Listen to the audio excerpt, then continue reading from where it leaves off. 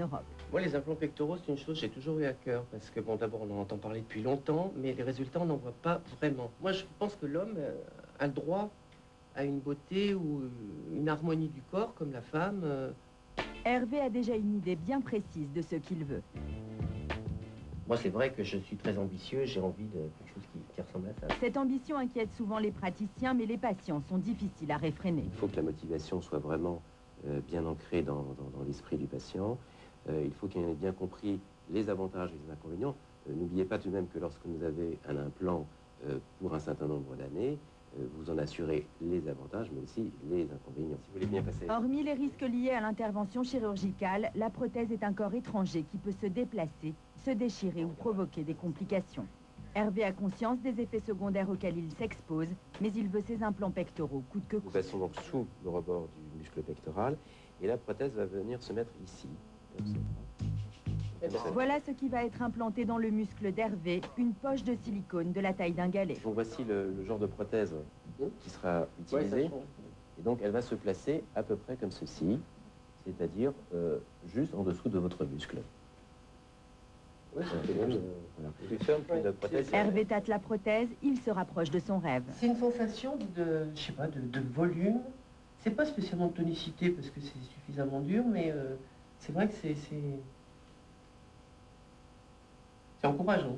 Le docteur Horn est un spécialiste des prothèses en silicone pour hommes. Il a lui-même dessiné toute une gamme d'implants musculaires. Donc voilà, nous avons ici les prothèses qui sont utilisées actuellement. Ça, historiquement, c'est ce que m'avait remis donc, un de mes patients. Comme vous voyez, c'est de la pierre, et la forme n'était pas encore exacte, mais c'était toujours intéressant pour s'inspirer. Et c'est à partir de là que nous avons dessiné ces prothèses, conçues des prothèses en gel de silicone, qui, vous voyez, sont très souples, mais en même temps assez résistantes en même temps, et qui existent en 3 tailles. Celle-ci, c'est une prothèse de fesse. Ça existe également en forme ronde. Et c'est encore plus dur que ceci. Vous avez quand même une différence de consistance qui est assez nette. Oui. Enfin, vous avez ici la prothèse pour mollet, externe et interne, et qui, elle, est très très souple. Mollet externe, mollet interne. On regarde mon visage.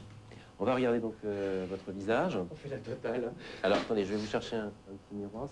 Hervé est déterminé. Il profite même de cette visite pour demander une injection de Botox pour atténuer ses rides. Une injection donc, sur le bord de la lèvre. Bon, c'est un peu le front. Hein. Vous pouvez on peut donc... l'estomper un peu. Oui, bien sûr. Vous pouvez voilà, lever les sourcils, foncer, je vous en prie, et montrez-moi les rides abattoirs. Est-ce que vous essayez un petit peu? D'accord. Tout est prêt pour l'injection du Botox. Ce nouveau produit récemment autorisé sur le marché français est un véritable phénomène de mode. C'est en fait un paralysant musculaire qui permet d'estomper les rides d'expression. Au total, Hervé va recevoir une quinzaine d'injections sur le front. Ce geste doit être bien maîtrisé. Un trop-plein de Botox peut priver un visage de toute expression.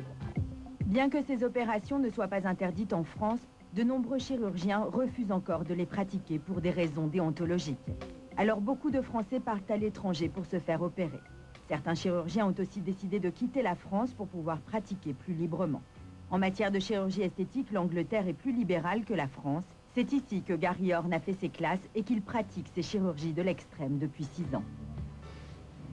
J'exerce à Londres depuis environ 6 ans. Je viens à la demande en fait, de certains hôpitaux qui ont des patients à me confier. J'ai commencé en fait en Angleterre, donc pour 2 raisons. Déjà parce que ces prothèses n'étaient pas utilisables en France en raison du problème du silicone, et puis parce que je crois que les Anglais sont peut-être plus libres quant à l'utilisation de prothèses, chez l'homme en tout cas. Malcolm est un patient anglais du Dr Horn. Il en est à sa 5e opération de chirurgie esthétique. Il vient aujourd'hui retirer les points de suture de son dernier lifting. Alors, Malcolm a eu plusieurs interventions, effectivement. Il a commencé par un lifting, il a eu les paupières faites, il a également eu une lipoaspiration de l'abdomen, de la paroi abdominale, et il a déjà eu donc des prothèses pectorales, et très récemment des prothèses de fesses. Voici les fesses de Malcolm avant puis après la pose de prothèses en silicone. Et voici ses nouveaux pectoraux dont il est très fier. Cet aristocrate sexagénaire occupe son temps libre à parfaire sa plastique. Il a dépensé près de 40 000 €. Je peux toucher? Bien. Ah. Oui, le toucher est naturel, non? Effectivement. Que pensent vos proches de tout ça?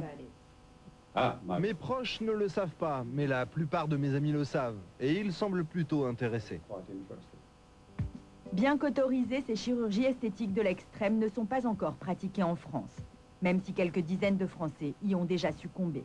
Mais à en croire les laboratoires de fabrication de prothèses masculines en silicone, des chirurgiens français ont passé leur première commande. L'homme siliconé arrive en France.